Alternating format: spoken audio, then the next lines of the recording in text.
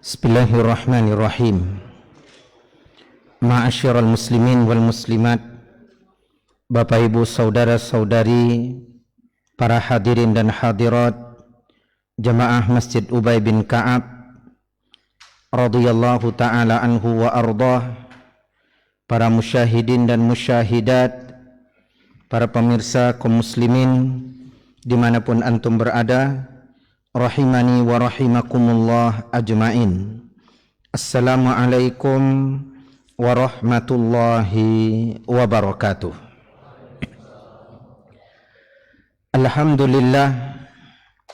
Alhamdulillahi hamdan yuwafi ni'amahu wa yukafi mazidah.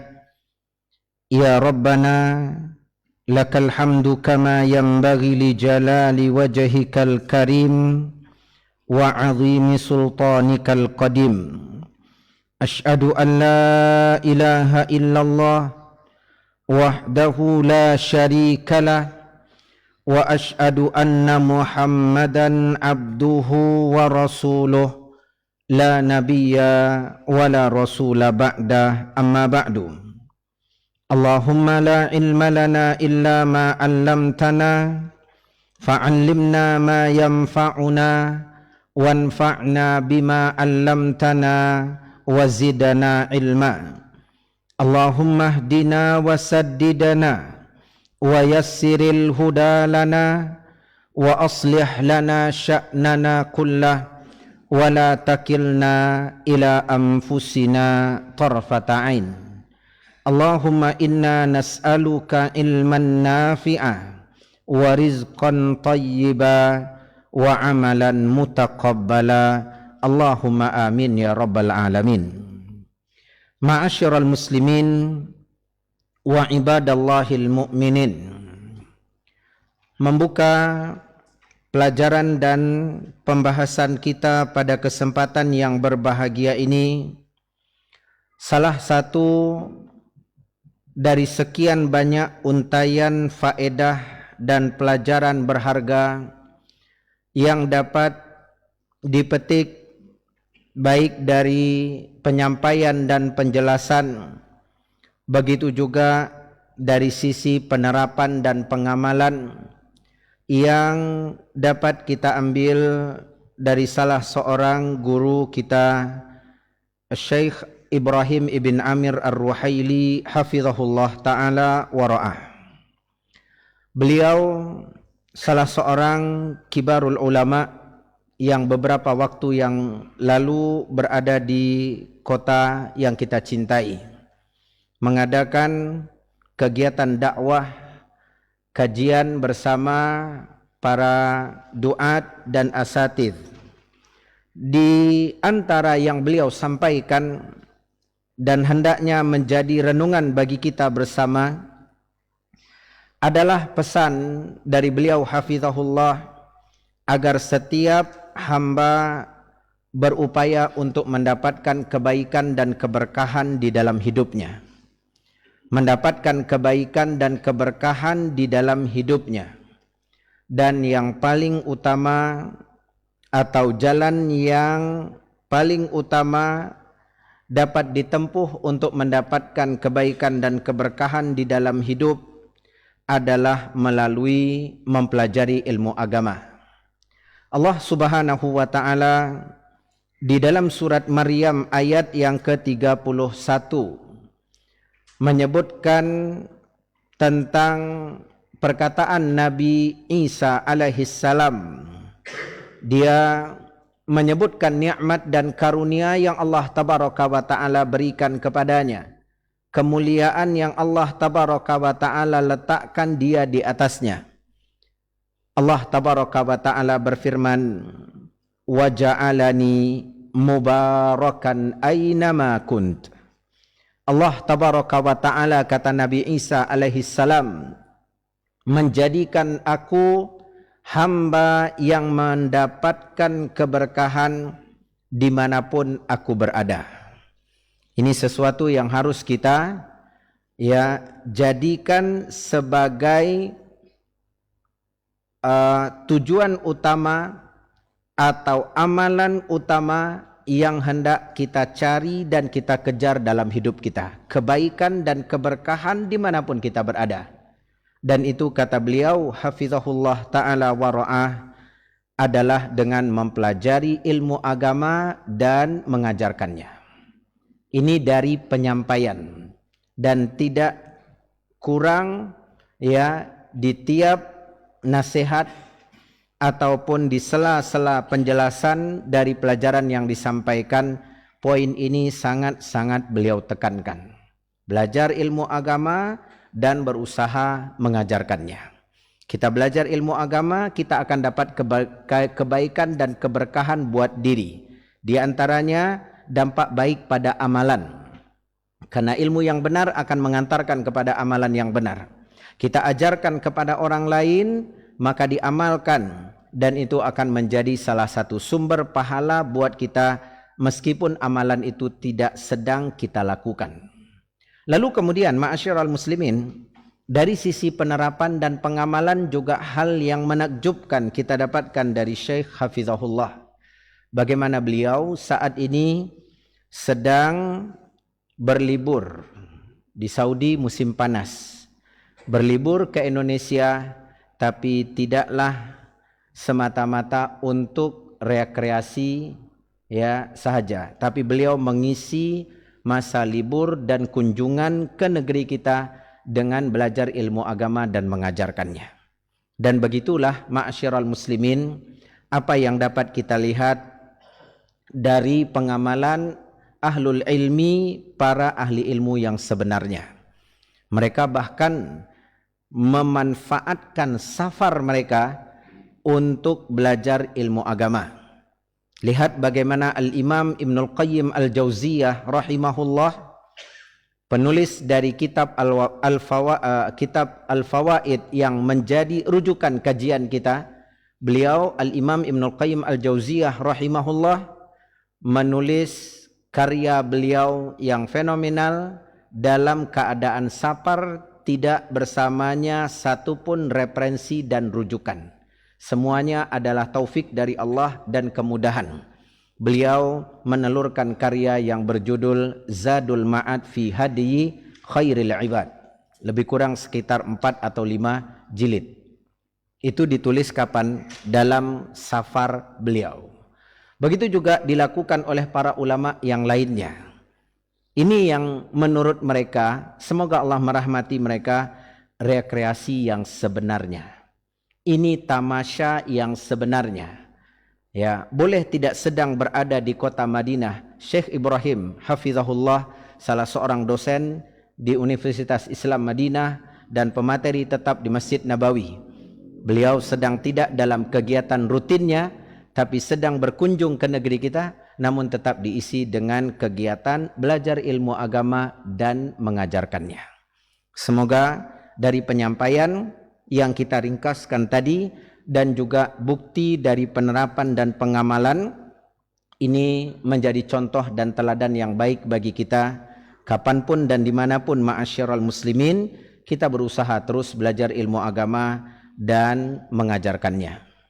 Ma'asyiral muslimin, jamaah yang dimuliakan oleh Allah Azza wa Jal.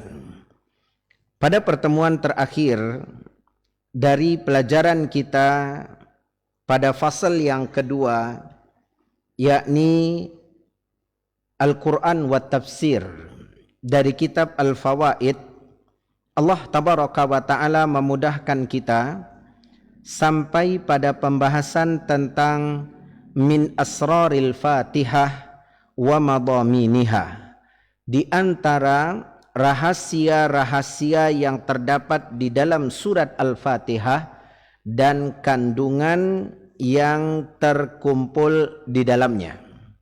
Al-Imam Ibnul Qayyim Al-Jauziyah rahimahullah menyebutkan bahwa setiap manusia, siapapun dia, Allah anugerahkan kepadanya dua kekuatan atau dua kemampuan. Yang pertama, kekuatan di dalam berpikir atau berilmu, disebut dengan quwwah ilmiah. Dan yang kedua adalah kekuatan atau kemampuan untuk berbuat dan beramal. Beliau sebut dengan quwwah amaliyah. Dua kekuatan Allah berikan kepada setiap insan. Kekuatan untuk berpikir, berilmu. Yang kedua, kekuatan untuk berbuat dan beramal. Kekuatan yang pertama, ma'asyiral muslimin, kata beliau rahimahullahu taala wa ghafaralah, ini dapat dihasilkan melalui 5 perkara. Dan kita telah mempelajari 5 perkara ini hingga pertemuan yang terakhir. Apa saja 5 perkara yang membuat kekuatan ilmu dan berpikir dapat kita raih? Yang pertama, hendaknya kita belajar mengenal Allah Subhanahu wa ta'ala. Ingat ma'asyiral muslimin, ini termasuk salah satu pertanyaan yang akan ditanyakan kepada kita nantinya. Ya, man rabbuka? Siapa Rabbmu? Maka dari sekarang kita belajar mengenal Allah tabaraka wa ta'ala. Yang kedua, ma'asyiral muslimin, mengetahui nama-nama Allah tabaraka wa ta'ala dan sifat-sifatnya. Ketika kita ingin mendapatkan kekuatan ilmu, salah satu sumbernya mengenal Allah Jalla fi'ula lebih dekat dengan mempelajari nama-namanya dan juga sifat-sifatnya. Yang ketiga, mengetahui jalan-jalan yang mengantarkan kita kepada Allah tabaraka wa ta'ala. Kita pelajari apa jalan yang membuat kita sampai kepada keridhaan Allah tabaraka wa ta'ala. Jalan yang mana yang membuat Allah meridhai kita. Jalan yang mana mengantarkan kita kepada kemurkaannya. Kenali jalan-jalan kebaikan yang mengantarkan kita kepada Allah Azza wa Jal. Yang keempat, mengetahui ada banyak rintangan, ada banyak ujian dan cobaan yang terbentang di jalan tersebut. Artinya jalan menuju Allah Tabaraka wa Ta'ala itu tidak ditempuh dengan mudah. Tidak dilalui ma'asyiral muslimin tanpa kita lelah dan susah. Enggak, kita pasti kelelahan, kita pasti akan kesulitan. Ada banyak rintangan, ujian dan cobaan. Semakin kita ma'asyiral muslimin naik ke jalan yang berikutnya, ke level yang berikutnya, maka akan semakin naik pula rintangan, ujian dan cobaan yang akan kita hadapi. Kemudian yang kelima, mengetahui hakikat diri dan aib yang ada pada diri sendiri. Kita belajar mengenal siapa kita ni sebenarnya. Ya, kita ni budak Allah Tabaraka wa Ta'ala. Kita hamba pesuruh Allah Azza wa Jalla. Dan kita mencoba mengenali aib-aib, kekurangan-kekurangan yang ada pada diri kita. Allah Tabaraka wa Ta'ala dalam banyak ayat mengingatkan kita untuk melihat unsur atau asal muasal penciptaan kita. Falyanzuril insan mimma khuliq. Coba diingat lagi, dari mana asal kita? Kenapa kita bisa melawan, membangkang kepada Allah Azza wa Jalla setelah kita tumbuh menjadi dewasa, kita menjadi penentang yang hebat buat Allah Azza wa Jalla? Apa enggak sadar dari mana asal muasal penciptaan kita? Jadi ma'asyiral muslimin, ini 5 perkara. Kenali Allah Jalla wa Ala, pelajari tentang nama dan sifat Allah Tabaraka wa Ta'ala, kemudian mempelajari tentang jalan-jalan yang mengantarkan kita kepada keridhaan Allah Azza wa Jal, memahami ada banyak ujian dan cobaan di jalan tersebut. Kemudian yang terakhir, kenali siapa kita sebenarnya, dan ketahui aib-aib yang melekat pada diri kita. Kita berpindah ma'asyiral muslimin kepada kekuatan yang kedua. Semoga Allah Jalla wa'ala memudahkan kita untuk mempelajarinya bersama. Kekuatan yang kedua ma'asyiral muslimin adalah quwwah amaliyah. Kekuatan dan kemampuan di dalam beramal. Karena setelah kita memiliki ilmu, maka kewajiban berikutnya adalah mengamalkannya, menerapkan dan mempraktekkannya. Samratul ilmi al-amal. Buahnya ilmu adalah amal. Ketika seseorang mempelajari suatu ilmu, maka ilmu ini sampai kepada dia, ilmu ini akan menghubungi amal. Kata Ali bin Abi Thalib radhiyallahu ta'ala an, ketika seorang itu belajar ilmu, maka hatafal ilmu bil amal. Ilmu ini akan menghubungi, akan mengontek amal. Gimana? Bisa nggak nih diamalkan? In ajabahu, kalau dijawab oleh amal, iya bisa, maka ilmunya akan menetap. Wa illar tahal. Apabila amal mengatakan, enggaklah, enggak sekarang, nanti ajalah, kapan-kapan ajalah, tunggulah, gaeklah, tuolah. Begitu jawaban daripada amal, maka ilmunya akan irtahal, akan pergi. Jadi kuatnya ilmu tadi karena dibarengi dengan amal. Makanya ini perpaduannya ma'asyiral muslimin. Oleh karena itu Nabi SAW di dalam zikir yang telah kita ketahui bersama, beliau menyebutkan 3 perkara yang merupakan kebutuhan kita. Dan satu dengan yang lainnya saling berhubungan berkaitan. Allahumma inni as'aluka ilman nafi'an wa rizqan tayyiban wa amalan mutaqabbala. Kita lihat amalan mutaqabbala itu ada kaitannya dengan rezeki yang baik. Ketika kita mengkonsumsi yang baik, maka amalan kita akan diterima.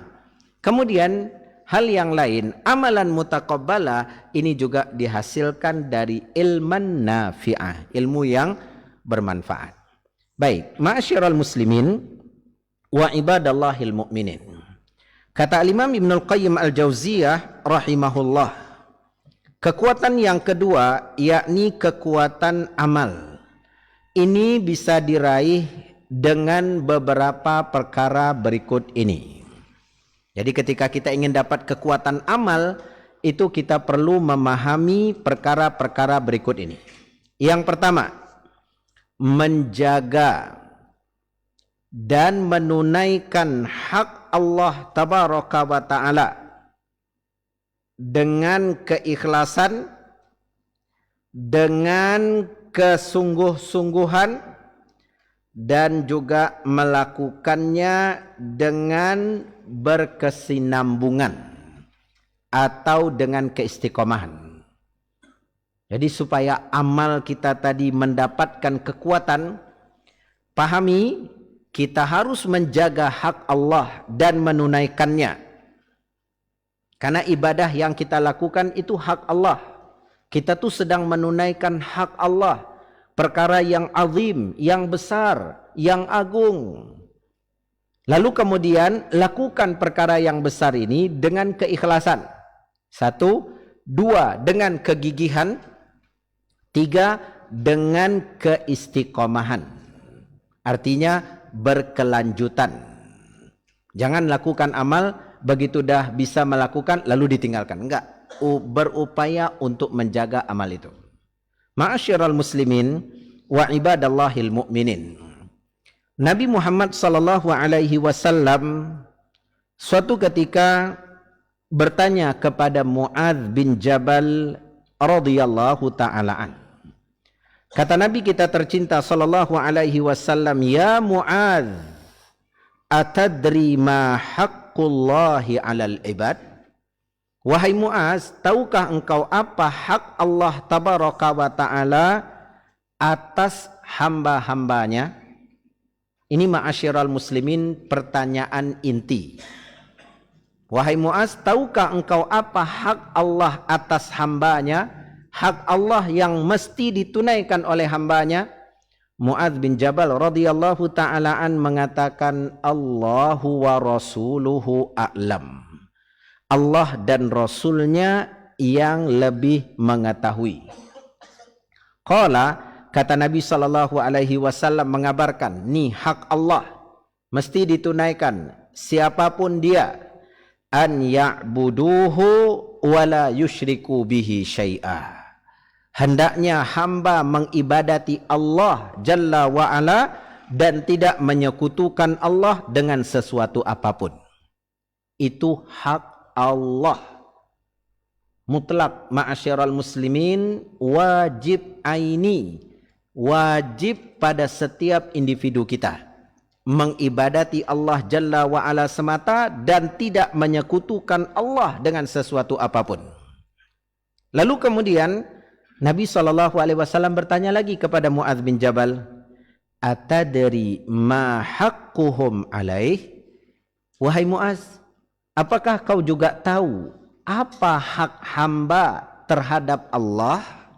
Kalau tadi hak Allah yang mesti ditunaikan oleh hamba, sekarang hak hamba yang akan ditunaikan oleh Allah. Ya, jadi ma'asyiral muslimin, lihat bagaimana Nabi SAW menjelaskan masing-masing punya hak. Tetapi Nabi meletakkan urutan pertama, alaihi afdhalus salah wa atammus salam, hak Allah itu yang pertama. Pengajaran buat kita, jangan tanyakan dulu kaum muslimin apa yang kita mau dapatkan dari Allah, tapi coba periksa apa yang bisa kita persembahkan buat Allah. Itu yang paling penting. Maka Nabi bertanya, tahukah kau hak hamba atas Allah, kepada Allah Azza wa Jal, terhadap Allah Azza wa Jal? Muaz bin Jabal mengatakan, Allah dan Rasulnya yang mengetahui. Nabi SAW mengatakan, alla yu'adzibahum. Apabila hamba telah tunaikan hak Allah, Allah pun akan tunaikan hak mereka. Apa hak hamba atas Allah? Atas Allah Azza wa Jalla? Nabi SAW katakan, Allah tidak akan menyiksa mereka. Artinya ketika hak Allah ditunaikan, hak Allah dilaksanakan, Allah diibadati, Allah Jalla wa Ala, ya tidak dipersekutukan dengan sesuatu apapun dari makhluknya, maka Allah akan tunaikan hak hamba. Apa itu? Allah tak akan menyiksa mereka di dalam api neraka. Jadi ma'asyiral muslimin, ini tentang hak Allah. Begitu agung, begitu besar, begitu mulia. Lihat oleh ma'asyiral muslimin, hak Allah tabaraka wa ta'ala ini Allah jelaskan di dalam semulia-mulia surat yang terdapat di dalam Al-Quran. Surat Al-Fatihah. Dan Allah tabaraka wa ta'ala jadikan ayat yang menjelaskan tentang hak Allah tabaraka wa ta'ala di dalam surat Al-Fatihah merupakan qalbus surah, hatinya surat Al-Fatihah. Maksudnya intisari dari surat Al-Fatihah. Pada ayat yang mulia, iyyaka na'budu wa iyyaka nasta'in. Hak Allah. Allah jadikan pada ayat yang mulia dan intisari dari surat Al-Fatihah. Lalu kemudian ma'asyiral muslimin, Allah tabaraka wa ta'ala pula menjadikan ayat yang berisikan perintah pertama di dalam Al-Quran adalah ayat yang menjelaskan tentang hak Allah. Ayat yang berisikan perintah.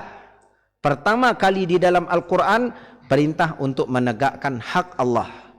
Allah sebutkan dalam surat Al-Baqarah ayat 21. Jadi sebelum aqimus shalah, tegakkan solat, sebelum atu zakah, tunaikan zakat, ini dulu. U'budu rabbakum, ibadati Rabb kalian. Hak Allah menjadi perintah pertama. Ma'asyiral muslimin, ketika membuka lembaran-lembaran Al-Quran, menemukan banyak sekali wasiat-wasiat agung dari Allah tabaraka wa ta'ala. Sebelum Allah katakan janganlah kalian membunuh satu jiwa, janganlah kalian mencuri, mengambil yang tidak dibenarkan buat kalian, jangan minum khamar, jangan berzina. Yang berada di urutan pertama, janganlah kalian beribadah kepada selain Allah. Itu hak Allah. Wasiat agung di dalam Al-Quran dari Allah untuk umat terdahulu dan kita, urutan pertama, tunaikan hak Allah. Jangan menyekutukan Allah tabaraka wa ta'ala dengan sesuatu apapun dari makhluknya. Ketika Luqman Al-Hakim, hamba yang Allah berikan kepadanya kearifan, kebijaksanaan, dan dia memberi wasiat kepada anaknya, sebelum dia berpesan, nak, baktilah kau kepada kedua orang tuamu. Nak, kalau kau berjalan di permukaan bumi, jangan kau membuang mukamu. Jangan engkau berjalan dengan keangkuhan dan kesombongan. Pertama kali yang dia wasiatkan, ya bunayya la tusyrik billah. Wahai ananda, jangan kau menyekutukan Allah tabaraka wa ta'ala. Lalu setelah dia ingatkan, dia berikan peringatan dan ancaman. Inna syirka la zulmun azim. Karena kesyirikan itu adalah kezaliman yang paling besar. Dosa besar yang paling besar adalah kesyirikan. Itu di dalam surat Luqman ayat 13. Jadi ma'asyiral muslimin, kita lihat begini perhatian yang Allah tabaraka wa ta'ala berikan dan jelaskan kepada kita bahwa hak Allah tabaraka wa ta'ala itu adalah sesuatu yang besar dan agung. Ma'asyiral muslimin, jamaah yang dimuliakan oleh Allah azza wa jalla. Begitu pula yang dipahami oleh para nabi, para rasul, utusan Allah tabaraka wa ta'ala. Sebagai contoh kita lihat, Allah tabaraka wa ta'ala menyebutkan bahwa Nabi Ibrahim alaihissalam itu memberi wasiat kepada anak cucu dan keturunannya.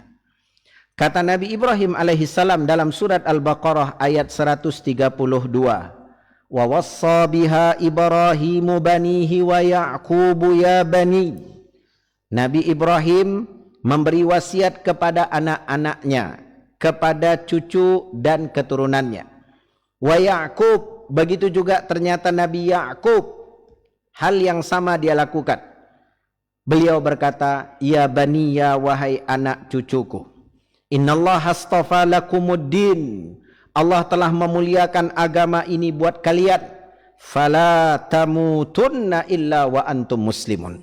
Jangan kalian meninggalkan agama ini, dan janganlah kalian wafat meninggal dunia kecuali kalian berada di atas agama ini. Kalian menjadi seorang muslim. Pertahankan keislaman kalian. Maknanya pertahankan tauhid kalian sampai hembusan nafas terakhir. Lalu kemudian Nabi Ya'qub alaihissalam, Allah katakan, am kuntum syuhada, adakah kalian menyaksikan Ya'qub alaihissalam tak kala kematian datang ke hadapannya?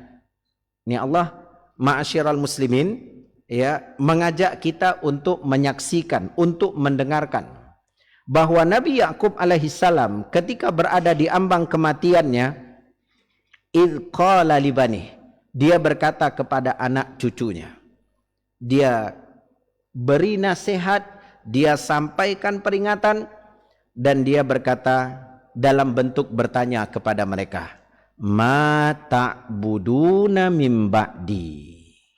Wahai anak cucuku, nanti setelah sepeninggalanku apa yang akan kalian ibadati? Dia bertanya. Dia tidak mengatakan ma ta'kuluna min ba'di. Kalian nanti kalau aku sudah enggak ada, kalian mau makan apa? Kalian mau jadi apa? Kalian mau kerja apa? Enggak. Pertanyaannya adalah sesuatu yang penting. Apa yang akan kalian ibadati setelah kematianku nanti? Jadi beliau benar-benar memperhatikan, bahkan itu sudah di ambang kematian. Apa jawaban dari anak-anaknya yang selalu diajarkan tentang tauhid, yang selalu dipesankan, diwasiatkan tentang tauhid? Jawabannya mantap. Qalu na'budu ilahaka wa ilaha abaika Ibrahim wa Ismail wa Ishaq ilaha wahida wa nahnu lahu muslimun. Kami akan mengibadati Allah, Rabbmu dan Rabb bapak nenek moyang kami. Nabi Ibrahim, Nabi Ishak, Nabi Ismail dan Nabi Ishak. Ilah yang satu dan kami berserah diri kepadanya. Jadi ma'asyiral muslimin, tampak bahwa hak Allah tabaraka wa ta'ala ini benar-benar agung dan besar. Berkata Talq bin Habib rahimahullah, salah seorang tabi'in. Kata beliau rahimahullah, inna huquqallahi a'zam min an yakuma bihal ibad. Hak Allah tabaraka wa ta'ala itu begitu agung, begitu mulia untuk dikerjakan atau dilaksanakan oleh manusia. Hak Allah itu ma'asyiral muslimin benar-benar agung dan mulia. Bagaimana tidak? Lihatlah Nabi Muhammad sallallahu alaihi wasallam, beliau yang sudah diberikan keutamaan berupa ampunan terhadap dosa dan kesalahannya, dan beliau yang telah diberi kabar gembira tentang kemuliaan dan keutamaan yang akan beliau dapatkan, yang beliau akan terima dari Rabb-Nya, itu tidak menghentikan beliau untuk menunaikan hak Allah Jalla wa'ala. Kakinya membengkak, tumitnya pecah-pecah, memerah karena lama berdiri di dalam solatnya.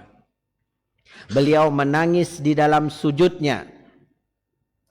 Jangan kau tanyakan, kata Aisyah, bagaimana lama rukuk dan sujudnya, seperti lama berdirinya.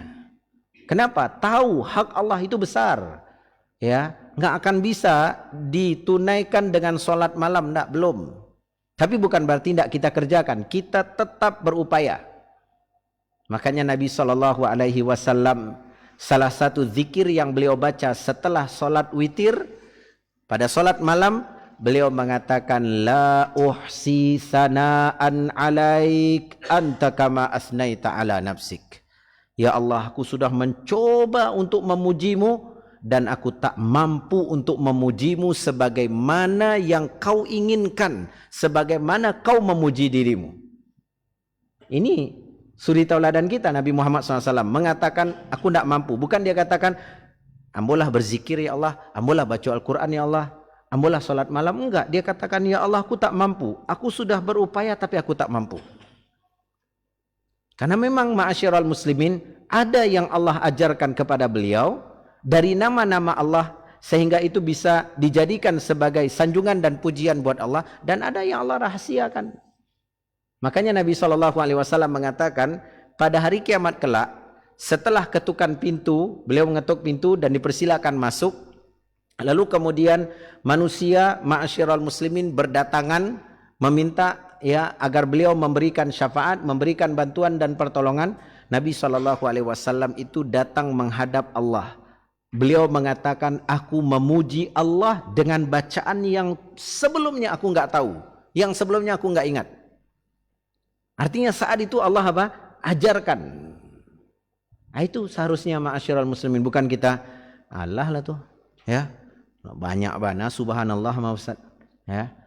Berhenti lalu aco Quran lambo selesai Pak Ustaz, ya.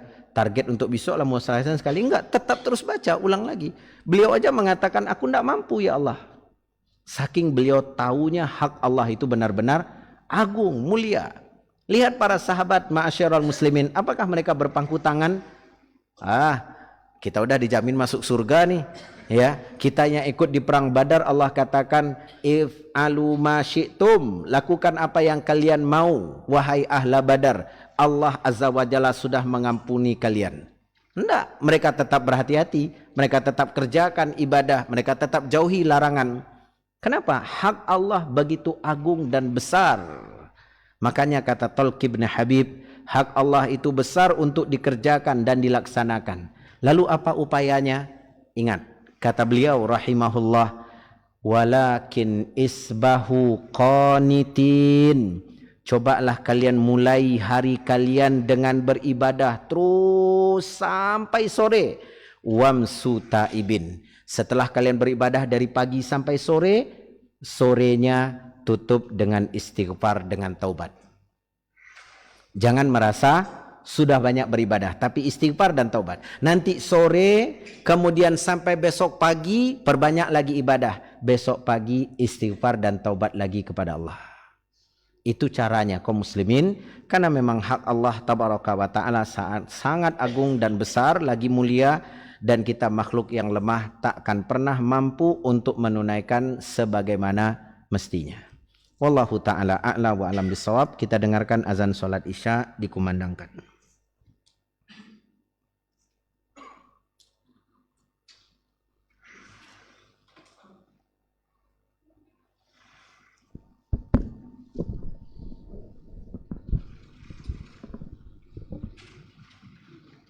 Allahu Akbar, Allahu Akbar. Allahu Akbar, Allahu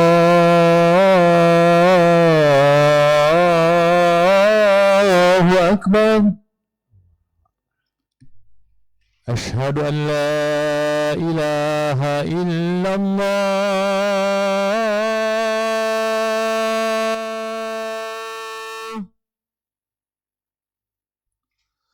Ashhadu an la ilaha illallah.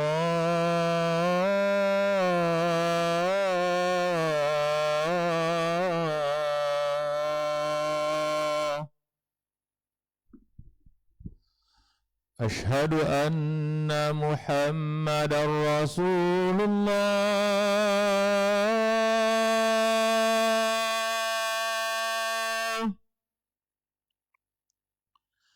Ashhadu anna Muhammadar Rasulullah.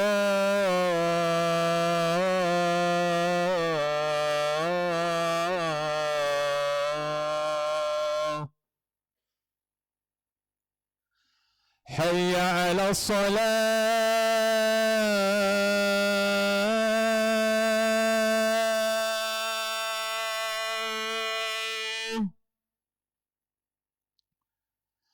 Hayya 'ala salat.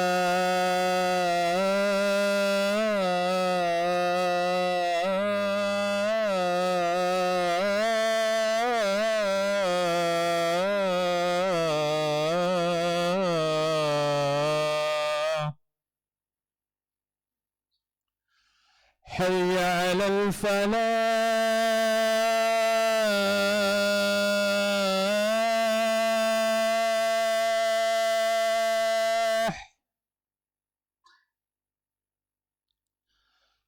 Hayya 'alal falah.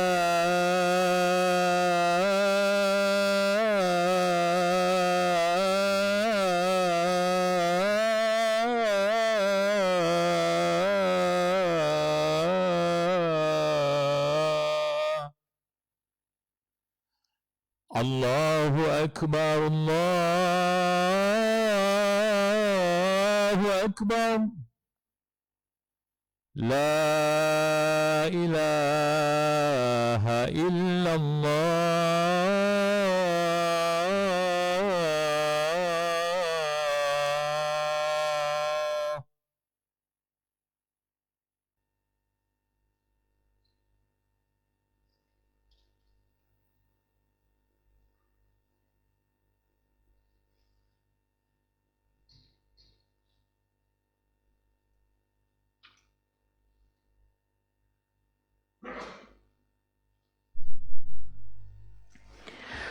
Ma'asyiral muslimin wal muslimat, Bapak Ibu saudara-saudari, para hadirin dan musyahidin, jemaah yang dimuliakan oleh Allah Azza wa Jal. Al-Imam Ibnul Qayyim Al-Jauziyah rahimahullah setelah menyebutkan akan kewajiban hamba untuk menjaga dan menunaikan hak Allah tabaraka wa ta'ala, maka beliau rahimahullah wa ghafaralah menyebutkan perkara-perkara yang dengannya hak Allah tabaraka wa ta'ala akan tertunaikan dengan baik dan sempurna dan akan senantiasa dilaksanakan oleh setiap hamba. Perkara-perkara tersebut, yang pertama ma'asyiral muslimin adalah keikhlasan. menunaikan hak Allah Jalla wa'ala atas pondasi ikhlas. Allah tabaraka wa ta'ala ma'asyiral muslimin di dalam surat At-Taubah ayat 109 menyebutkan kepada kita bagaimana amalan itu Allah tabaraka wa ta'ala umpamakan seperti sebuah bangunan dan ikhlas menjadi bagian terpenting darinya, yakni pondasi dari bangunan amal tersebut. Kata Allah tabaraka wa ta'ala, afaman assasa bunyanahu ala taqwa minallahi wa ridwan khairun amman assasa bunyanahu ala syafa jurufin harin fanhara bihi fi nari jahannam. Apakah hamba yang membangun atau menegakkan bangunannya di atas pondasi takwa kepada Allah dan mengharapkan keridhaan Allah, yakni keikhlasan, ini lebih baik ataukah yang membangun bangunannya di tepi jurang, ya, di tepi jurang, ma'asyiral muslimin, yang akan runtuh dan bangunan itu akan roboh bersama dia ke dalam jurang neraka. Wallahu la yahdil qaumadz zalimin. Allah tabaraka wa ta'ala katakan, mana yang lebih kuat, mana yang lebih kokoh, yang membangun bangunan amal di atas ketakwaan kepada Allah dan keikhlasan, atau yang membangun bangunan di tepi jurang, ma'asyiral muslimin, ya, di tepi jurang bangunannya tentu tidak akan kokoh dan akan membuat bangunan itu dan dia jatuh ke dalam jurang neraka. Bangunan yang dimaksudkan adalah amal. Amal kalau tidak dibangun di atas keikhlasan, amal kalau tidak dibangun di atas pondasi ketakwaan, hanya akan menjadi sebab kebinasaan bagi pelakunya. Makanya ma'asyiral muslimin, kekuatan amal itu dari kekuatan keikhlasan yang dihadirkan. Amal diumpamakan seperti sebuah bangunan, keikhlasan itu adalah pondasinya. Apabila bangunan amal tidak dibangun di atas ikhlas, maka bangunan ini akan segera amblas. Makanya ma'asyiral muslimin, Allah tegaskan nih, kalian sedang membangun, perhatikan pondasinya. Jangan yang diperhatikan cuma pernak-perniknya, tapi bagian terpenting yang di atasnya akan dibangun nanti bangunan-bangunan atau ruang-ruang yang ada. Nah, ma'asyiral muslimin, ikhlas menghadirkan kekuatan. Ikhlas, ma'asyiral muslimin, akan mengantarkan kita kepada perkara yang kedua. Setelah keikhlasan dibutuhkan kegigihan, kesungguh-sungguhan. Jadi ketika seorang sudah ikhlas, dia akan gigih, dia akan semangat. Karena dia memiliki tujuan yang jelas, yang hendak dicari kecintaan Allah tabaraka wa ta'ala dan keridhaannya. Maka dari itu Allah mengatakan di dalam surat Al-Ankabut ayat 69, walladzina jahadu fina. Allah tegaskan, orang yang bersungguh-sungguh, ya, dia bersungguh-sungguh untuk apa? Fina, untuk mencari keridhaan kami, untuk dapat pahala dan ganjaran dari kami. Itu syaratnya. Jadi bukan dengan modal semangat saja, tapi dia punya semangat dan tujuan yang jelas. Yang mau dicari apa? Keridhaan Allah tabaraka wa ta'ala. Maka Allah katakan, lanahdiyannahum subulana. Karena kegigihannya dibangun di atas keikhlasan, kami akan tunjukkan kepada mereka jalan-jalan kami. Terbuka kemudahan buat dia. Dari amalan pertama mudah melakukan amalan kedua, dari amalan kedua dimudahkan dia melakukan amalan yang ketiga, dan begitu seterusnya. Jadi kegigihan dalam beramal itu dihasilkan dari keikhlasan yang benar. Nah, oleh karena itu Allah katakan, kalau sudah ada kegigihan, dibangun di atas keikhlasan, kami bukakan jalan kemudahan. Lalu kemudian kata Allah, wa innallaha lama'al muhsinin. Allah itu beserta orang-orang yang berbuat baik. Nah, jadi modal kedua pun didapatkan dari yang pertama. Lalu kemudian yang ketiga, kata al-Imam rahimahullah wa ghafaralah, tunaikan hak Allah itu dengan keistiqomahan. Lakukan secara berkesinambungan dan berkelanjutan. Ya, ma'asyiral muslimin, istiqomah itu juga didapatkan dari ikhlas. Ikhlas, maka seseorang akan dapat kekuatan. Dari kekuatan, dia akan mendapatkan kegigihan. Dari kegigihannya yang terus mencoba dan berusaha, dia akan mendapatkan kesabaran. Dari kesabaran, dia akan mendapatkan keistiqomahan. Dari keistiqomahan, dia akan mendapatkan husnul khatimah, akhir yang baik dari perjalanan. Jadi ma'asyiral muslimin, beliau mengatakan kalau ingin dapat kekuatan amal, maka beramallah setiap saat, bukan sesaat tapi setiap saat dan sepanjang hayat.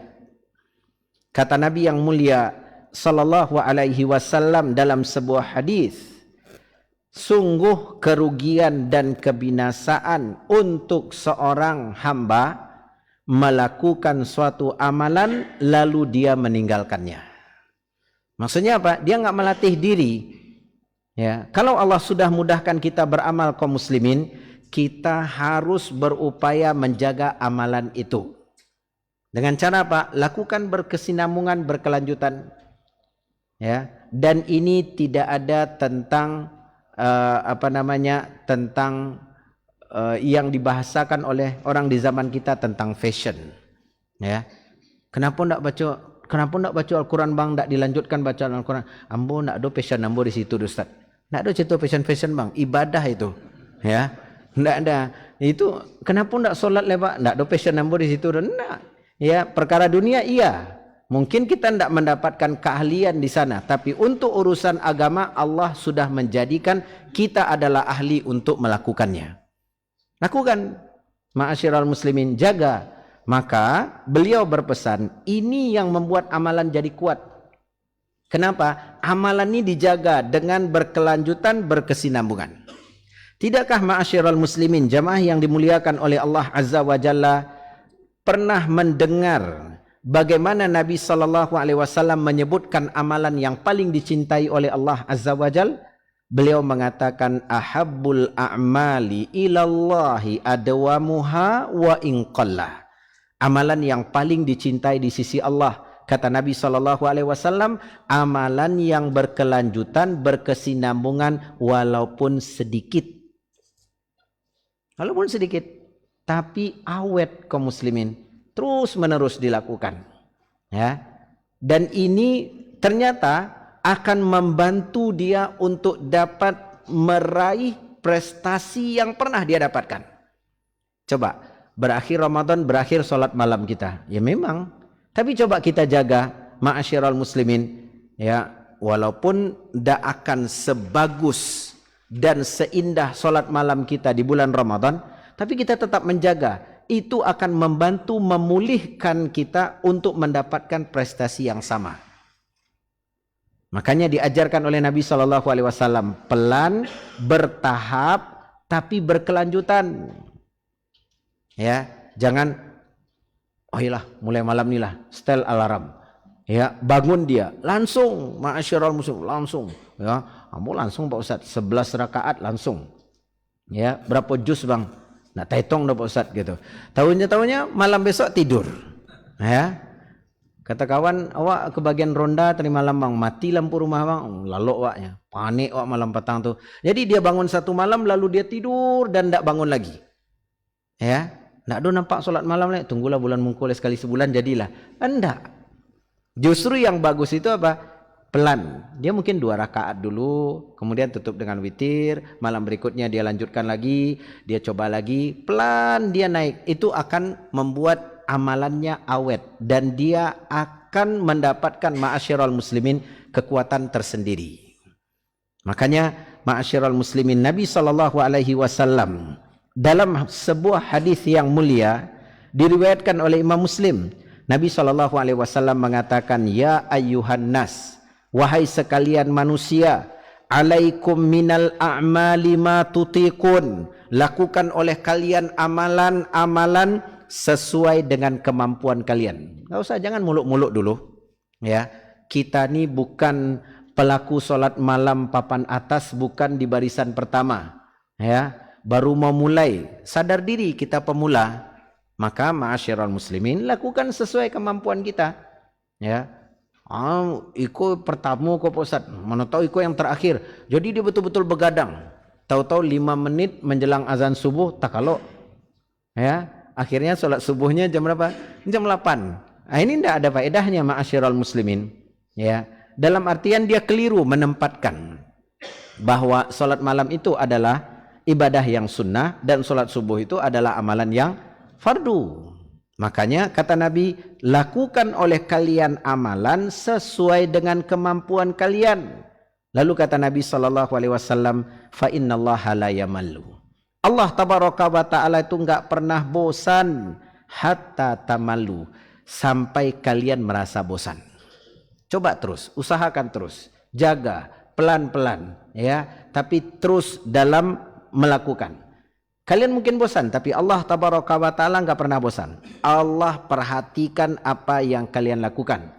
Lalu kata Nabi SAW, wa anna ahabbal a'mali ilallah, wa inna ahabbal a'mali ilallah ma duwima alaih wa in qalla. Amalan yang paling dicintai di sisi Allah itu amalan yang kontinu, berkelanjutan walaupun sedikit. Ma'asyiral muslimin, jamaah yang dimuliakan oleh Allah Azza wa Jal, salah satu faedah yang kita dapatkan dari para ulama bahwa menjaga amalan dalam melakukannya dengan secara bertahap ini akan memantaskan kita untuk menjadi pelaku amalan tersebut sebagai pelaku yang hebat. Cobalah pelan-pelan, insya Allah ma'asyiral muslimin, kita akan menjadi handal dalam melakukan amalan itu daripada yang kita contohkan tadi terkejut dia mau melakukan, langsung lakukan, lalu kemudian setelah itu apa? Loh gawat Pak Ustaz, solat malam gua taluk doh. Ya, kenapa bang? Ndak bisa keraju mau besok denyo doh. Iya, ndak pelan-pelan, coba pelan-pelan dulu, bertahap, insya Allah dia akan dapatkan apa? Sesuatu yang luar biasa pada harinya. Pelan-pelan sampai dia menjadi pelaku yang handal. Lalu kemudian ma'asyiral muslimin, kata para ulama, ketika seseorang memulai dia dengan bertahap, itu ketika dia mengalami masa malas, itu enggak akan langsung menghabisi amal. Ya, dia turunnya juga lagi capek, kerjaan tadi banyak di lapangan, di luar, berpanas-panas. Itu ketika dia solat malam, dia tetap lakukan, tapi dia mungkin akan menurunkan sesuai dengan kemampuan. Malam ni 4 rakaat lah dulu, enggak kuat untuk apa? Seperti biasa. Artinya tidak akan hilang amal tu, tapi akan turun sesuai dengan kemampuan. Itu karena latihan dilakukan terus menerus.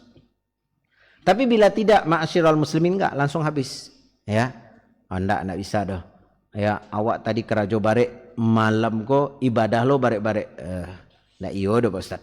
Ya, salah kaji itu mah. Nah, itu ma'asyiral muslimin. Tapi kalau dia tidak demikian, bertahap, dia akan turunnya juga bertahap. Sehingga ma'asyiral muslimin, yang diinginkan adalah dalam melakukan dengan cara bertahap ini, tumbuh kecintaan di dalam hati. Ada ketergantungan di dalam hati. Saya mesti lakukan walaupun 2 rakaat. Saya harus lakukan walaupun witirnya cuma 1 rakaat. Ada ketergantungan, ada kebutuhan. Ibadah itu bukan kebiasaan, tapi kebutuhan. Itu ma'asyiral muslimin. Maka dari itu, ini yang ya yang dipesankan oleh Al-Imam Ibnul Qayyim Al-Jauziyah rahimahullah. Ingat, hak Allah itu agung dan besar, lakukan dengan penuh keikhlasan, lakukan dengan penuh kegigihan, dan lakukanlah dengan cara berkesinambungan.